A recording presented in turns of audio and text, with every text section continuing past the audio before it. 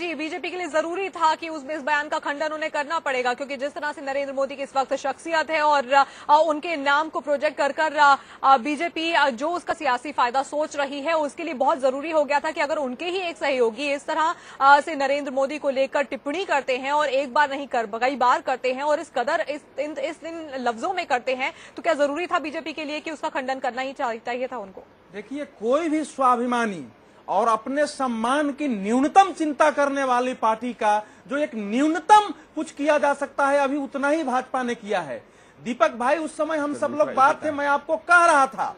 और कि पूरे देश में इसकी प्रतिक्रिया हो रही है और नीतीश कुमार ने जितने अपमान और उपहास की भाषा में नरेंद्र मोदी और उनकी विकास नीति, उनकी रणनीति, उनकी राजनीति, उनकी सोच, उनके नीति आचरण पर हमला किया था, उसको कोई भी पार्टी सहन नहीं करेगी। लेकिन अभी तो उसने केवल खारिज किया है, ये केवल न्यूनतम प्रतिक्रिया है। और हम लोगों ने जो ये घोषणा की थी कि दोनों पार्टियों का द्वंद्व अब तीव्र होगा और शायद नरेंद्र मोदी पहले से ज्यादा प्रबल होकर उभरेंगे, वो चीजें सही साबित हो रही है। लेकिन ये क्यों हुआ है? देखिए, नीतीश कुमार अगर नरेंद्र मोदी के विकास मॉडल पर हमला करते हैं तो वो केवल नरेंद्र मोदी पर हमला नहीं है, वो भारतीय जनता पार्टी पर हमला है, क्योंकि संपूर्ण पार्टी उस विकास मॉडल को अपने पार्टी की उपलब्धि के रूप में बताती है। अगर आप उस व्यक्ति की राजनीति पर हमला करते हैं तो उस व्यक्ति को भारतीय जनता पार्टी के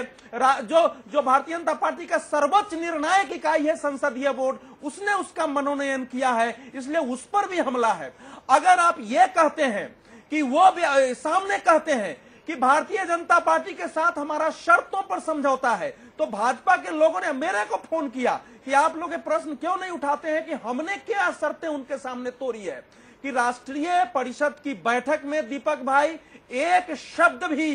किसी कांग्रेस के मुख्यमंत्री के खिलाफ, कांग्रेस के प्रधानमंत्री के खिलाफ एक शब्द भी नहीं, और 2/3 भाषण पूरी तरह नरेंद्र मोदी का बिना नाम लिए हुए उस पर केंद्रित हो। ये किसी गठजोड़ के विश्वसनीय साथी का भाषण नहीं हो सकता था। यह भाषण तो ऐसे ही है जैसे कोई जब तय कर लेता है कि हमको गठजोड़ तोड़ना है, तब इतना तीखा भाषण देता है। तो अभी तो भारतीय जनता पार्टी में के अंदर कार्यकर्ताओं में नरेंद्र मोदी को लेकर के इनको, नीतीश कुमार को यह समझ होनी चाहिए थी कि नरेंद्र मोदी को लेकर के पार्टी के अंदर जो व्यापक समर्थन है और बिहार में जो समर्थक बढ़ गए, उस पर क्या प्रतिक्रिया होगी और हमारे गठबंधन पर कितना असर पड़ेगा। या तो उन्होंने जानते हुए बोला है, या अगर उनको यह जानकारी नहीं थी तो हमको स्वीकार करना पड़ेगा कि राजनीतिक परिपक्वता उनके अंदर उसकी एक कमी है, जितना हम महसूस करते हैं। दोनों कारण है।